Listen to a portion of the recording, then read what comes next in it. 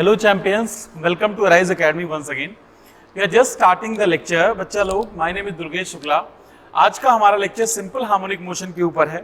Last lecture में बच्चों हमने सिंपल पेंडुलम के ऊपर हमने पढ़ाई की थी, तो उसको हम आगे लेके चलेंगे. जी हाँ बच्चों ये सिंपल हार्मोनिक मोशन के ऊपर लेक्चर है. इस लेक्चर में हम लोग बहुत अच्छे तरीके से पढ़ने वाले हैं सिंपल हार्मोनिक मोशन में वेरियस फैक्टर्स जो सिंपल हार्मोनिक मोशन के टाइम पीरियड के ऊपर इफेक्ट डालते हैं.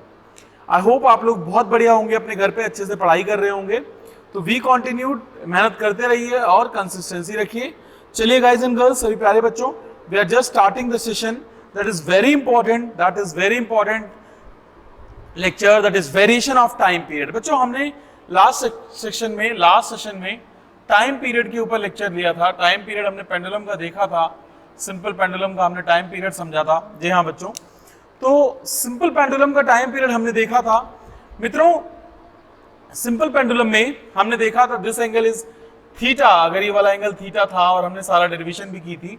और हमने एक चीज देखी थी कि टाइम पीरियड जो होता है पेंडुलम का वो होता है 2 pi under root L by g effective. L by g effective. जी हाँ बच्चों, तो टाइम पीरियड क्या होता है? L अपॉन जी इफेक्टिव होता है. जी इफेक्टिव का मतलब नेट जी. अब जी अलग अलग केसेस में वेरी कर रहा था, तो हमारा जो टॉपिक चल रहा था मित्रों वो फैक्टर्स अफेक्टिंग जी. जी हाँ बच्चों, we are discussing about factors affecting g. आज हम अपना पेंडुलम और इस चैप्टर को खत्म करेंगे, और इस लेक्चर में और अगले लेक्चर में पूरा हम अपना असाइनमेंट सॉल्व करेंगे जो आप सबको दिया गया है. तो बच्चे लोग फटाफट सभी लोग रेडी होंगे आई होप. तो चलिए गाइज एंड गर्ल्स, सभी लोग हम स्टार्ट करेंगे factors affecting time period.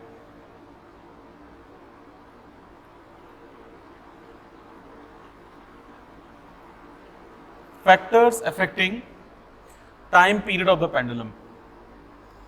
Time period of pendulum. Pendulum का टाइम पीरियड किन फैक्टर्स पे डिपेंड करता है? बेटा हमने इसमें कुछ स्पेशल केसेस लास्ट लेक्चर्स में देखे थे कि कैसे टाइम पीरियड की जी इफेक्टिव हम लोग कैलकुलेट करते हैं और फाइंड आउट करते हैं चीज़ों को. तो वो सारी चीज़ें हम बेटा देखे थे. आज हम लोग और चीज़ों को देखेंगे. बच्चों जैसे कि हमने देखा था कि टी जो होता है मित्रों वो होता है 2 pi under root L by g, और जी भी हम लोग लेते हैं इफेक्टिव. बेटा अगर एक पेंडुलम एक लिफ्ट में हैंग किया हो, when the pendulum is like kept in the lift, when pendulum, simple pendulum की बात हो रही है मित्रों, पेंडुलम इज केप्ट इन मतलब रखा जाए, इज केप्ट इन लिफ्ट. अब लिफ्ट के बेटा बहुत सारे केसेस होते हैं. लिफ्ट डाउनवर्ड जाती है, लिफ्ट अपवर्ड जाती है, और बहुत सारी प्रोबेबिलिटीज पॉसिबल है उसकी. वो चीजें हम देखेंगे बच्चों, कैसे करेंगे, क्यों करेंगे, और सारी चीजें कैसे होंगी, that we are going to understand. बच्चों देखो, पहली बात तो आप ध्यान से समझो कि अगर मान लो एक लिफ्ट है, लिफ्ट के सीलिंग से एक हमने पेंडुलम हैंग कर दिया है ना, और लिफ्ट हमारी अपवर्ड जा रही है. ध्यान से देखिए, सारे केसेस पढ़ेंगे. अपवर्ड के मित्रों 3 केसेस होंगे. देखो अगर लिफ्ट अपवर्ड जा रही है तो भी उसके 3 केसेस होंगे अपवर्ड के.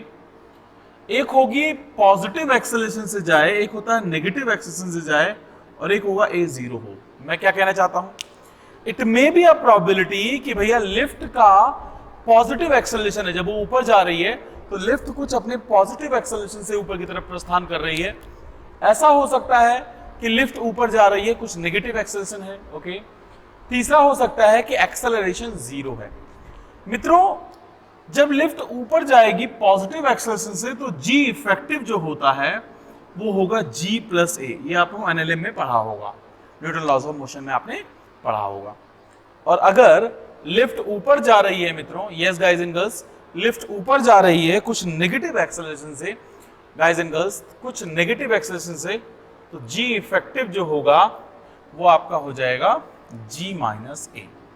अगर लिफ्ट ऊपर जा रही है बिना एक्सेलरेशन के, इस कंडीशन को बोलेंगे जो जी इफेक्टिव होगा वो G के बराबर रहेगा. इसमें बेटा इस टर्म को हम लोग बोलते हैं एक्सेलरेटिंग, एक्सेलरेटेड।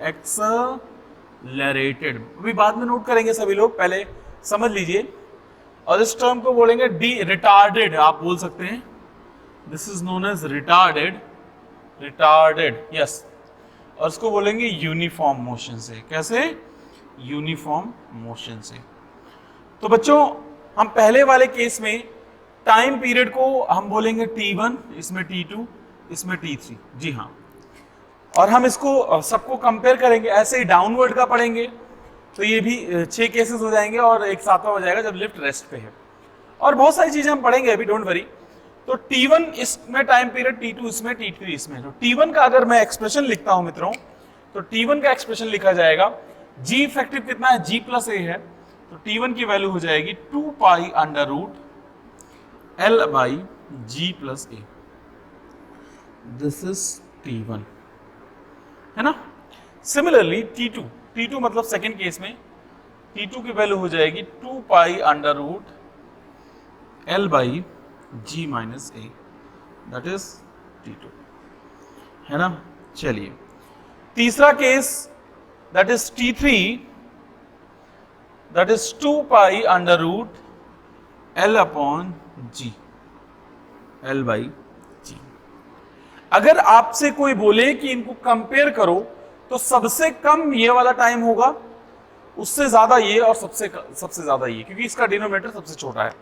तो T2 सबसे बड़ा होगा, उससे छोटा होगा T3 और सबसे छोटा होगा T1, अगर आपसे कंपेयर करने के लिए टाइम पीरियड कोई बोले तो बेटा ये लिफ्ट है, लिफ्ट अपवर्ड मोशन कर रही है, तब की हमारी कंडीशंस हैं कि 3 केसेस में बनेंगे। तो तीनों केसेस में पेंडुलम का क्या क्या फर्क पड़ेगा, that we have learned in this case. तो आई होप आपको ये बातें समझ में आ रही होंगी। फटाफट से ही बच्चे लोग नोट करेंगे, then we will move further.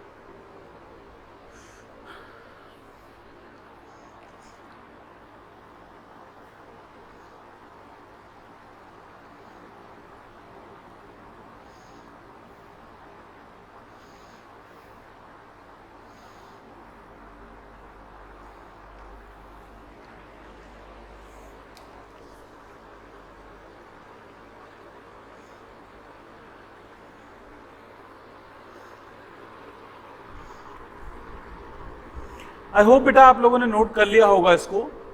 अगला जो हमारा टॉपिक है मित्रों, वो बड़ा ही सुंदर सुशील गुणवान है। That is basically lift downward जाएगी। अब इसको हम दोबारा लिखेंगे और अच्छे समझेंगे। बेटा आपको सब कुछ पता होना चाहिए। Pendulum is kept in the lift, या हैंग्ड इन द लिफ्ट भी बोल सकते हो, रखा ना जाए। मैं हैंग लिख देता हूं, नहीं तो अंग्रेजी वाइज गलत हो जाएगा ये।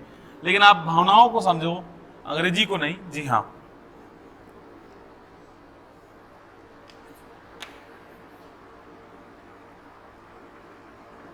यस मित्रों, ये तो हो गई बात आपकी, ऐसी है घर जैसी है। देखिए अगर लिफ्ट हमारी डाउनवर्ड जाएगी,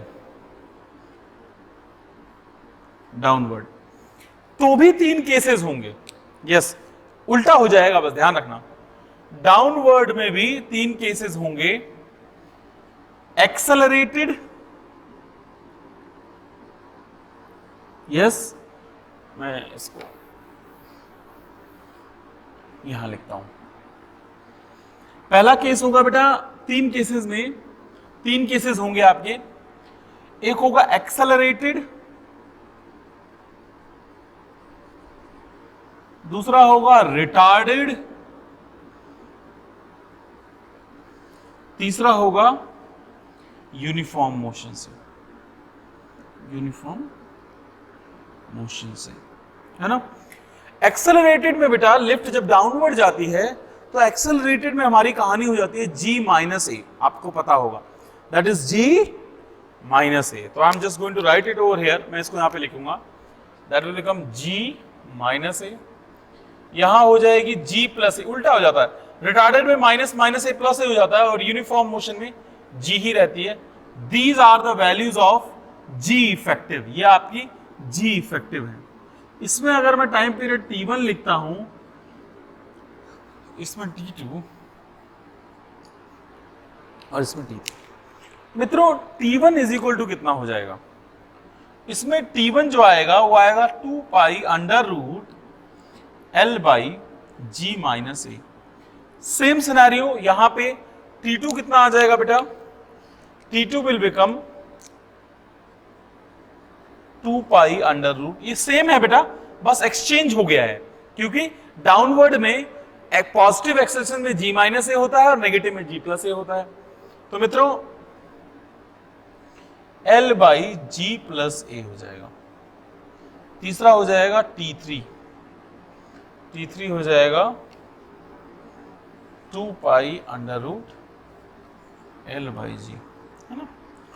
तो अगर मैं इसको कंपेयर करता हूं, सबसे ज्यादा आएगा T1, उससे कम आएगा T3, T1 सबसे ज्यादा आएगा, उससे कम आएगा T3, उससे कम आएगा T2। अगर आप कंफ्यूज हो रहे हो कैसे आएगा, बहुत सिंपल तरीका है, डिनोमिनेटर देखो आप, सबसे छोटा डिनोमिनेटर है सबसे बड़ी वैल्यू आएगी, सबसे बड़ा डिनोमिनेटर है सबसे छोटी वैल्यू आएगी, मिडिल में है तो मिडिल वाला आएगा। तो आई होप आपको ये बात समझ में आ गई होगी। चलिए बच्चों, ये आप नोट करेंगे फटाफट सभी लोग, जस्ट नोट इट डाउन, देन हम कुछ और स्पेशल केसेस पढ़ेंगे। इसके लिफ्ट के एक केस और बचा है, फिर और हम अच्छे से पढ़ेंगे। फटाफट नोट करेंगे सभी बच्चे क्विकली।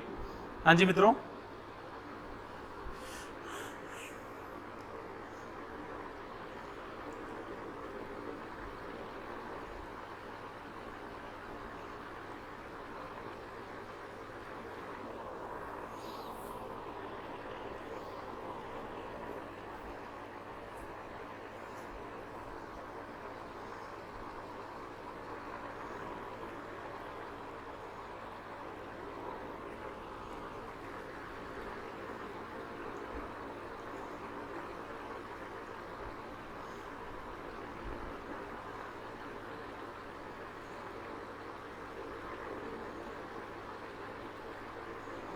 बेटा नेक्स्ट हमारा जो पार्ट होगा, अगर एक ट्रक में एक पेंडुलम को टांग दिया जाए, if we are going to hang a pendulum in the truck, तो ये केसेस हैं।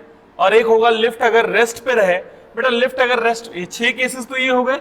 एक केसेस होता है जब लिफ्ट हमारी रेस्ट पे रहती है। लिफ्ट हमारी रेस्ट पे रहती है तो जी इफेक्टिव हमारा जी के समान, जी के बराबर ही रहता है।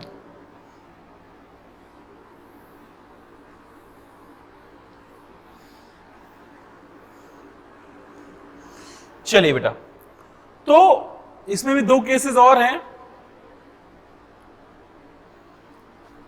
When lift is at rest, lift अगर रेस्ट पे होगी तो बेटा जी इफेक्टिव जो होगा वो तो आप सभी को भली बात ही मालूम है, जी बराबर होगा, है सिलेबस में, इसलिए मैं आपको बता रहा हूं। जी इफेक्टिव आपका जी के बराबर रहेगा। टाइम पीरियड टी जो हो जाएगा वो हो जाएगा 2 pi under root L by g, under root L by g. और अगर when pendulum is hanged, yes, कहां से, ceiling of the from the ceiling of the truck और कार और any train, anything, ceiling of the vehicle लिख दो, hanged from ceiling of vehicle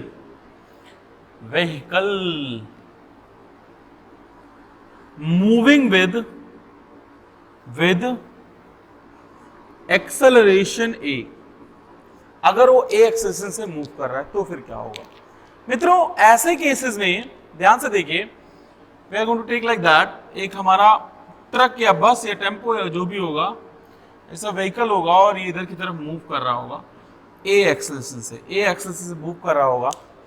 और बेटा जब हमारा इसका पेंडुलम होगा, पेंडुलम स्यूडो फोर्स के कारण ऐसे हो जाएगा, और जनरली पेंडुलम ऐसे देखो, पेंडुलम ऐसे हैंग करने की बजाय हवा में ऐसे हैंग करेगा, मतलब उसका जो यहां से लेके यहां तक हैंग करेगा। एक्चुअली बच्चे इसका जो जी इफेक्टिव हो जाएगा, ध्यान से समझो, अगर मुझे जी इफेक्टिव निकालना है, आपको मालूम है जी इसका इधर होगा और ए जो स्यूडो फोर्स के कारण ए इधर हो जाएगा, तो जी इफेक्टिव आएगा under root G square plus a square. इस बात का खास ध्यान रखा जाए। तो मित्रों इस केस में जो हमारा टाइम पीरियड हो जाएगा t बराबर वो हो जाएगा 2 pi under root L upon root G square plus a square. This is the value of time period, that is under root g square plus a square, root g square plus a square. This will become your g effective. I hope आपको मेरी बात आपको समझ में आ गई होगी बेटा. Please note it down, then we will move further.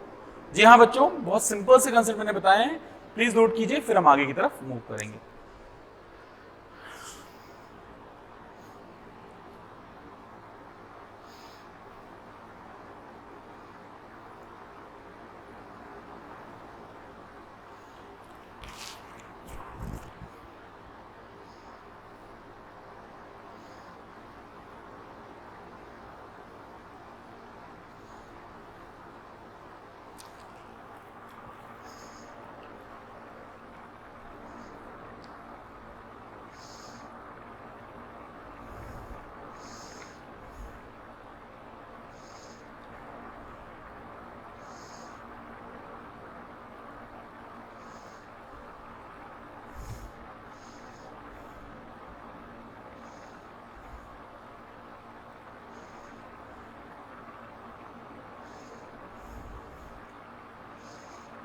Yes बच्चों, आई होप आपको मेरी बात समझ में आ गई होगी. अभी हम बात करेंगे नेक्स्ट कि पेंडुलम में भी एक केस होता है बच्चों, दैट इज बेसिकली योर हाँ जी, इसी में एक केस होता है बेटा कि टेम्परेचर से हमारा क्या फर्क पड़ेगा. ध्यान से देखेंगे बच्चों, आई होप आपको मेरी सारी बातें आपको क्लियरली समझ में आ रही होंगी कि अगर मैं कहूं कि टेम्परेचर से क्या फर्क पड़ेगा. देखो, टेम्परेचर से बेटा जो लेंथ ऑफ द रस्सी स्ट्रिंग है वो बढ़ जाएगी, लेंथ ऑफ द स्ट्रिंग बढ़ जाएगी. इस कारणवश जब लेंथ ऑफ द स्ट्रिंग बढ़ जाएगी तो इस कारणवश क्या होगा, टाइम पीरियड पे फर्क पड़ेगा. यस, देखो तो इफेक्ट ऑफ टेम्परेचर देखेंगे. Effect of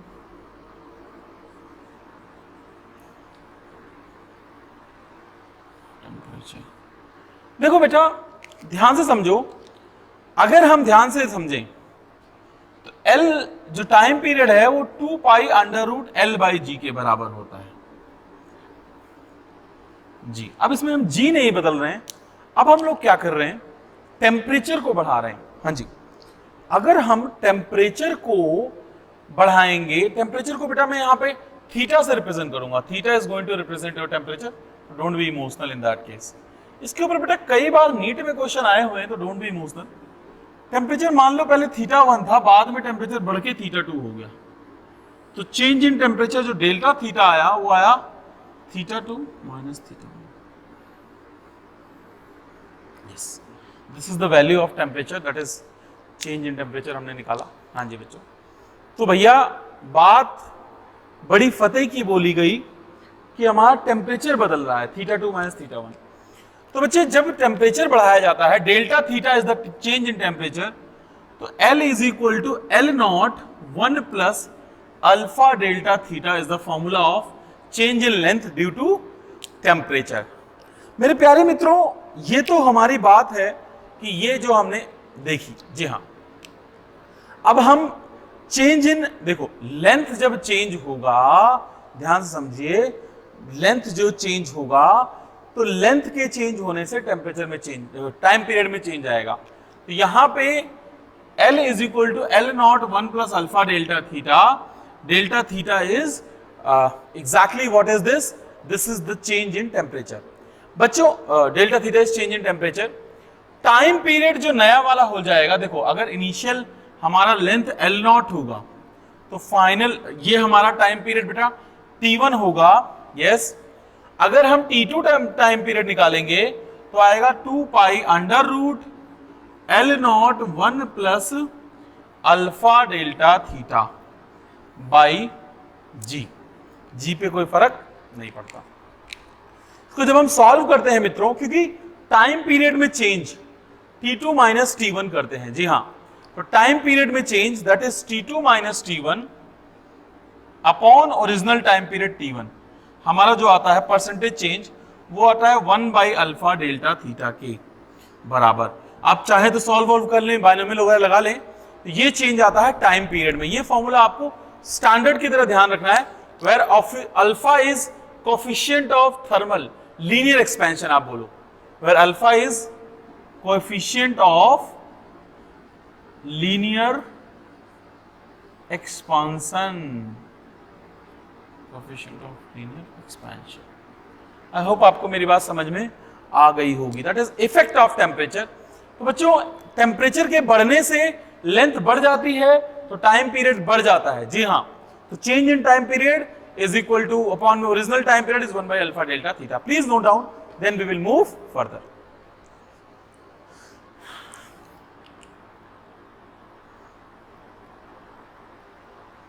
yes guys, quickly note करेंगे सभी लोग।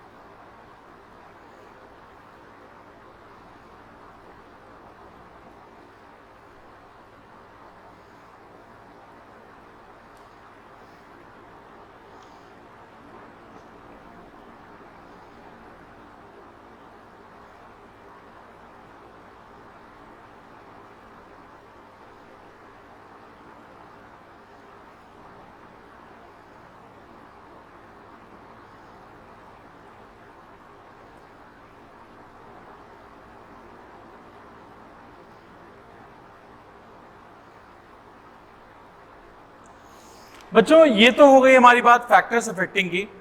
अब इसके ऊपर हम क्वेश्चन भी करेंगे, अभी हम असाइनमेंट में भी बहुत सारे ढेरों प्रश्न करेंगे।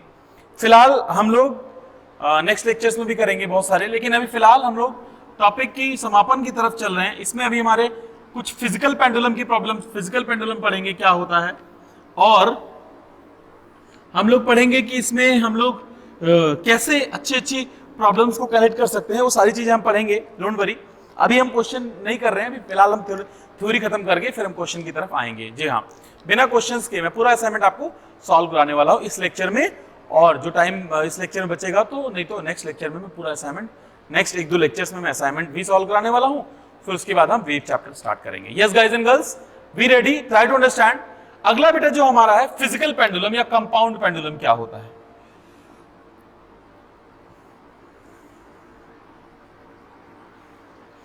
बेटा आप ध्यान से समझो, फिजिकल पेंडुलम या ये इसके ऊपर बेटा क्वेश्चन करके ज्यादा मजा आएगा आपको। कंपाउंड पेंडुलम, फिजिकल पेंडुलम का मतलब होता है मित्रों, या कंपाउंड पेंडुलम का मतलब होता है अगर आप मान लो एक रॉड को या एक रिंग को या आप किसी भी चीज को, यस बच्चे, किसी भी चीज को, एक जनरल चीज को अगर आप हैंग कर देते हो। जी हाँ बच्चों, एक जनरल बॉडी, एक रिजिड बॉडी को आप हैंग कर देते हो तो उसको हम लोग फिजिकल पेंडुलम बोलते हैं। जैसे कि आपने एक रॉड को ऐसे हैंग कर दिया और यहां पे कील ठोक दी इसमें। Yes, this is the hinge point, this is hinge point.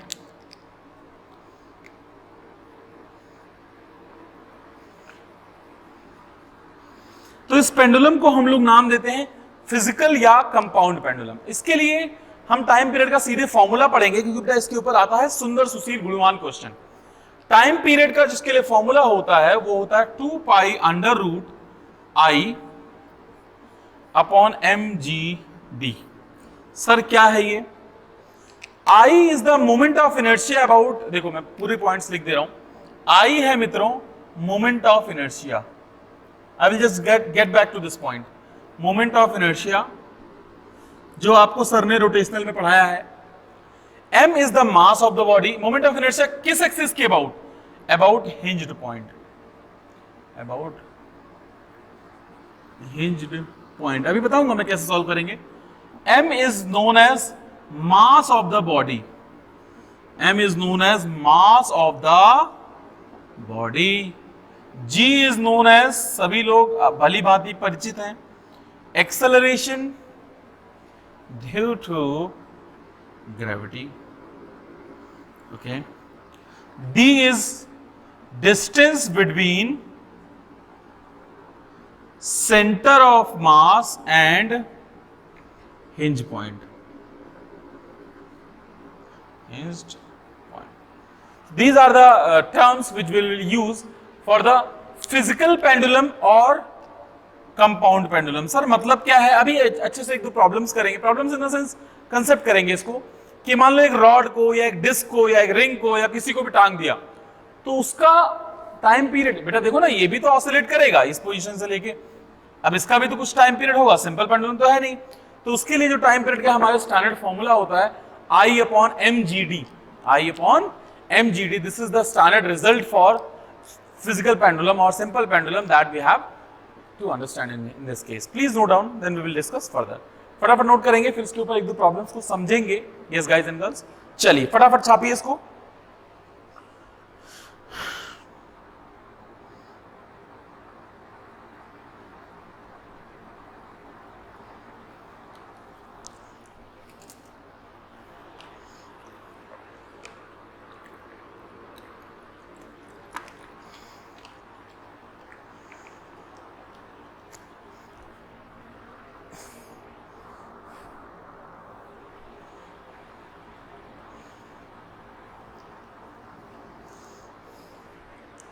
Yes बच्चों,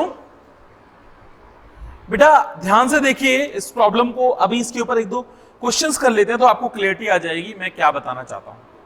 फिजिकल पेंडुलम पे एक रॉड ले ली हमने, बहुत सिंपल प्रॉब्लम ले रहे हैं पहले आपको समझाने के लिए। We are going to take a rod, simple rod, और उस रॉड को ही हम हैंग कर रहे हैं। रॉड को किसी भी पॉइंट के अबाउट हैंग करेंगे और उसका मोमेंट ऑफ इनर्शिया भी निकालेंगे और उसका टाइम पीरियड भी निकालेंगे। देखो बेटा,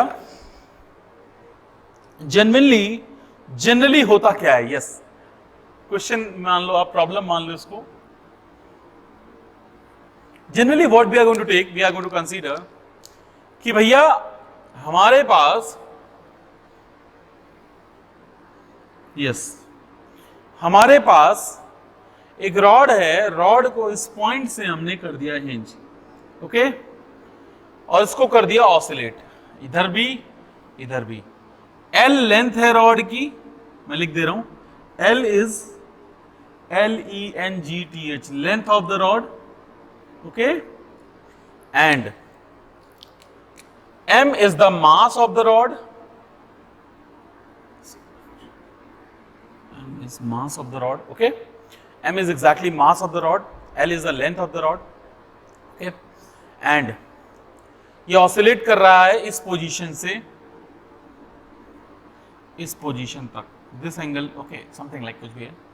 तो भैया मास of the rod, length of the rod, सारी बातें बिल्कुल शानदार हैं। मित्रों मेरी बात समझो, तो मैं आपको समझाऊं तो आपको लगेगा कि मानो length of the rod L है, mass of the rod M है, एंड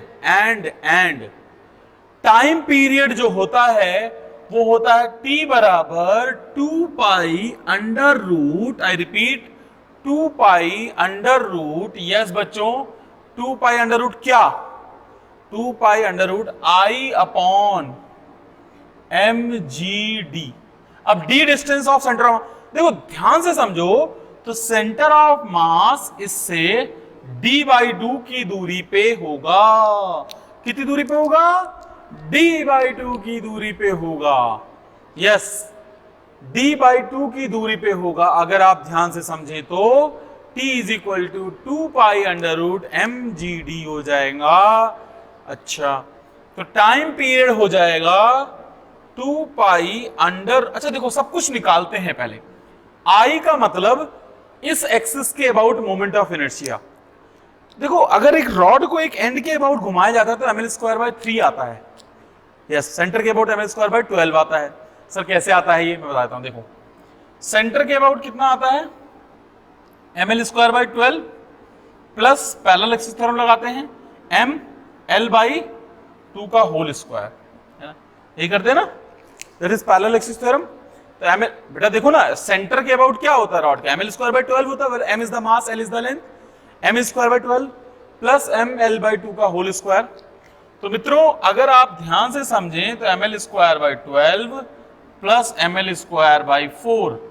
बेटा अगर हम इनका एलसीएम लेते हैं, आई अबाउट हिंज निकाल रहे हैं, आई अबाउट हिंज निकाल रहे हैं, तो 12 आ जाएगा एलसीएम 12, हाँ जी LCM is 12 M L square plus 4 का हो जाएगा 3 M L square 4 by 12 M L square, 4 into 3 that will become ml square by 3, ml square by 3 हो जाएगा आई ऑफ हिंज, है ना।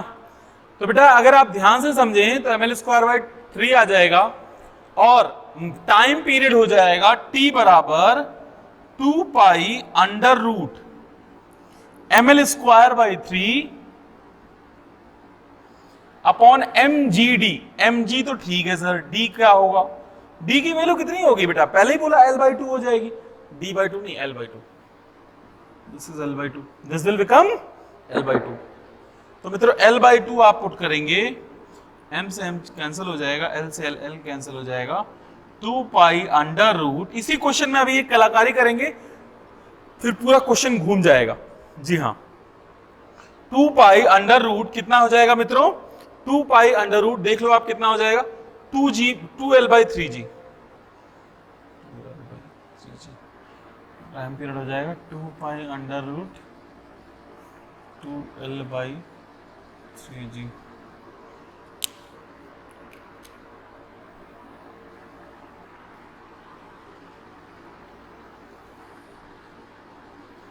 This is the value of time period. Please note down बेटा, फिर हम एक दो क्वेश्चन इसके ऊपर और करेंगे आज के लेक्चर में।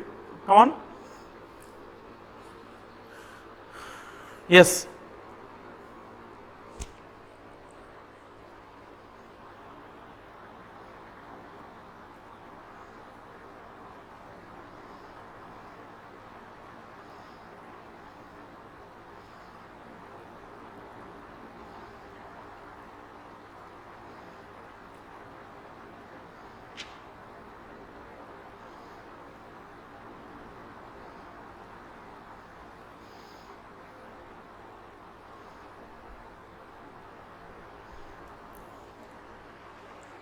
जल्दी नोट करेंगे सभी लोग।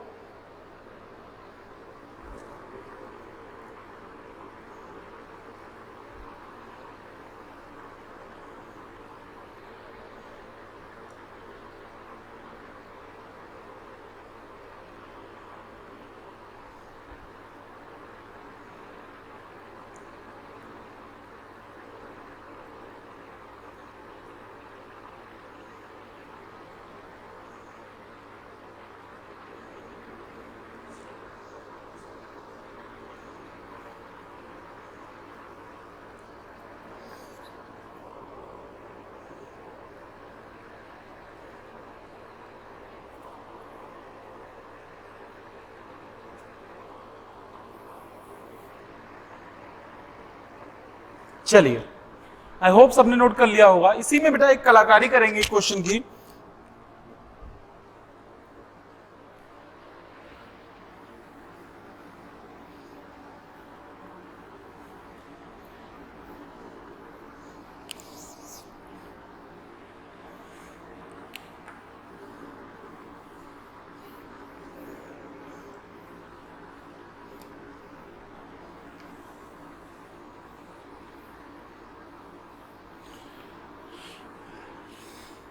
देखो बेटा, एक प्रॉब्लम मैं आपको बोलता हूं, जरा आप लोग कोशिश करेंगे इसको करने की 1 मिनट के अंदर, फिर मैं सॉल्व करूंगा इसको। यस, देखो बच्चों, क्वेश्चन हमारा ऐसा होगा, जरा ध्यान से देखिए आप। यस, अगर हम एकदम शांति के साथ बैठ के इसी रॉड को, the same rod is hinged from the position L by 3 from the 1 point. Yes, एक तरफ से L बाई 3 पे हम लोग जाते हैं अगर, तो मित्रों क्या होगा L बाई 3 पे, L बाई 3 पे दिस विल बिकम, अगेन आप कैलकुलेट कर लेंगे, this will become L by 2 minus L by 3, क्योंकि बेटा सेंटर से L बाई 3 होगा, तो मित्रों ये वैल्यू कितनी हो जाएगी 6, एलसीएम कितना आ जाएगा 6, 3l माइनस 2l, तो कितना हो जाएगा l बाई 6 आ जाएगा। तो l कितना आ जाएगा l, सॉरी दिस डिस्टेंस अगर हम d बोल दें इसको तो d will become l by 6 हो जाएगा, d will become l by 6 हो जाएगा, है ना। तो बेटा ये बात तो ठीक है, ये बात तो आपको समझ में आ गई होंगी। चलिए मेरे लाल, अगर आप मेरी बात ध्यान से समझें तो this is l by 6। Okay, question पूछ रहा है हिंज्ड पॉइंट, आपको हिंज्ड दिख रहा होगा, time period about hinged point आप बताओ, time period about hinged point. We have to find the time period about this hinged point. Yes, इस hinged point के about हमें टाइम पीरियड मांगता है। तो बताओ जरा क्या होगा। इसके ऊपर ढेरों प्रॉब्लम्स बनती है बेटा, अच्छी अच्छी। फटाफट कोशिश करेंगे सभी लोग। हाँ जी, आप लोग करते रहे, मैं भी इधर करता हूं। चलिए मित्रों, L बाई 6 यहां से डिस्टेंस। सबसे पहले सर हमें टाइम पीरियड निकालने के लिए t पाई जे, और t की वैल्यू होती है 2 pi under root I upon M G D.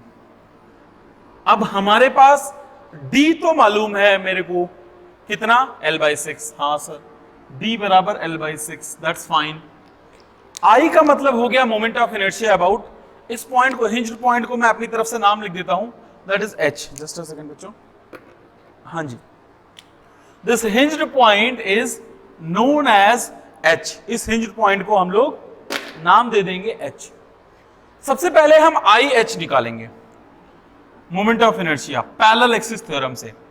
Centre of मास के अबाउट जो मोमेंट ऑफ इनर्शिया होती है वो होती है, कितनी होती है मित्रों, वो होती है आपकी ml square by 12 plus ml by 6 का होल स्क्वायर, है ना बेटा, ml बाई 6 का होल स्क्वायर। तो ये हो जाएगा ml square upon 12 plus ml square by 36। I about hinged point is ml square by 12 plus ml square by 36, है ना। तो बेटा ये हो जाएगा अंडर रूट, मतलब अंडर रूट नहीं, सॉल्व करेंगे that is 36, 12 3 36 ml square plus ml square by 9। This is the value of I about hinged point, I about hinged point, है ना। Yes, this is the value of hinged point, है ना। अगर I about hinged point आ गया तो बात ही बन गई जी। सर हमारे पास D भी है, सब कुछ है, भगवान का दिया सब कुछ है, तो हमारे पास वैल्यूज आ गई 2 पाई अंडर रूट, क्या I कितना आ गया ml स्क्वायर बाई 9, और ये कितना आ गया m g, d का मतलब कितना हो गया l बाई 6, l से l कट गया, 3 2 m से m कट गया, तो आई गेस वही आ रहा है कि कुछ कैलकुलेशन पे आप देख लो, 2l by 2 pi under root 2l by 3g, 2l by root 2l by 3g आ जाएगा आपका इसकी वैल्यू। हिंज अगर हमने पॉइंट, अगर हमने बदल दिया है, अगर हमने पॉइंट हिंज पॉइंट, तो आई होप आपको मेरी बात समझ में आ गई होगी। फटाफट छापेंगे, एक प्रश्न इसके ऊपर आधारित हम आज के लेक्चर में और हल करेंगे। जी हाँ, चलिए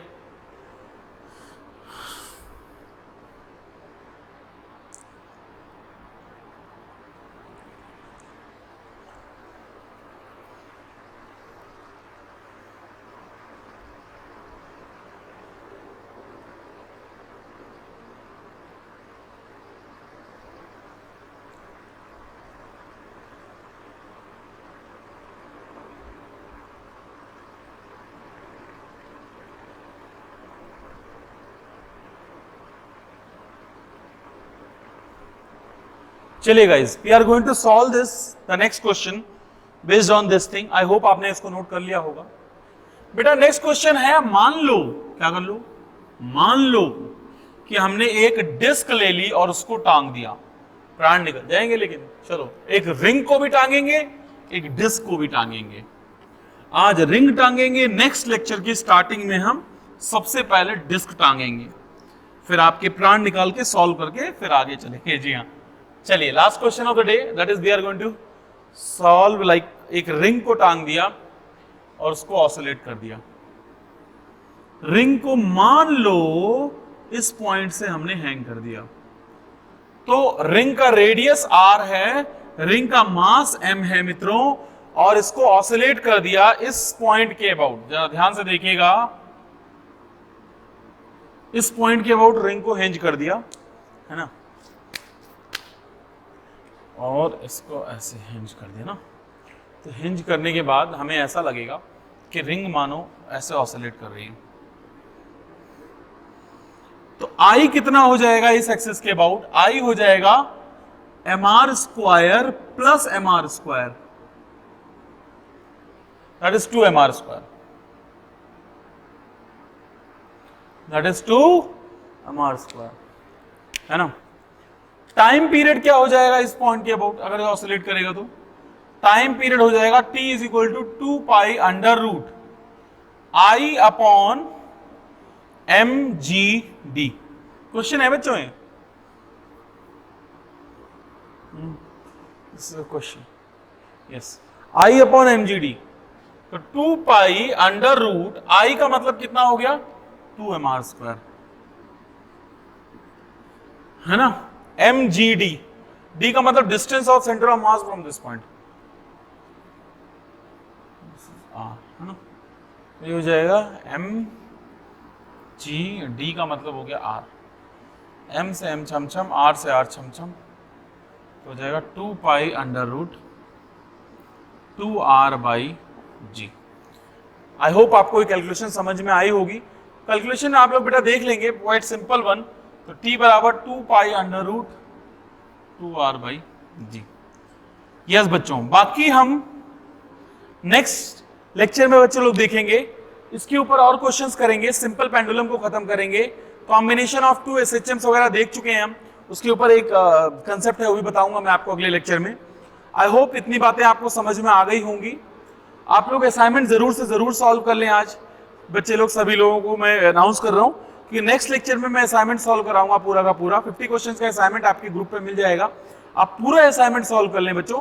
तो नेक्स्ट 1-1.5 लेक्चर्स में मैं आपको असाइनमेंट सॉल्व कराने वाला हूँ। नेक्स्ट लेक्चर में थोड़ी थ्योरी और असाइनमेंट, उसके नेक्स्ट लेक्चर में पूरा असाइनमेंट मैं आपको सॉल्व करवाऊंगा। चलिए बच्चा लोग मिलते हैं। आई होप आपको सारी बातें समझ में आ रही होंगी, आप लोग अपने घर पे अच्छे से पढ़ाई कर रहे होंगे, मेहनत करते रहिए बच्चों। कुछ भी डाउट है तो मेरा नंबर आप लोगों के पास है। बच्चे, बहुत सारे बच्चे डाउट पूछते हैं, आप भी डाउट पूछिए। डाउट पूछने से क्या होगा, आपके कंसेप्ट और अच्छे होंगे। और बेटा असाइनमेंट जरूर सॉल्व कर लीजिए सभी बच्चे। यस, असाइनमेंट आपको सेंड कर दिया गया है मेरे नंबर के साथ, आपको ऑब्वियसली नंबर पता होगा ग्रुप में है तो आप जरूर से जरूर मुझसे डाउट्स पूछते रहिए रेगुलरली, असाइनमेंट के भी, बाकी मैं पूरे असाइनमेंट की प्रॉब्लम्स कल चैप्टर खत्म कराऊंगा नेक्स्ट लेक्चर में, मतलब कल या जब भी नेक्स्ट लेक्चर होगा, ऑब्वियसली कल ही है ऑलमोस्ट। तो बेटा हम लोग क्या करेंगे, लेक्चर खत्म करेंगे, फिर हम लोग आगे की तरफ मूव करेंगे असाइनमेंट की तरफ, फिर हम नया चैप्टर स्टार्ट करेंगे, दैट इज वेव मोशन। चलिए बच्चों, bye bye, take care, God bless you.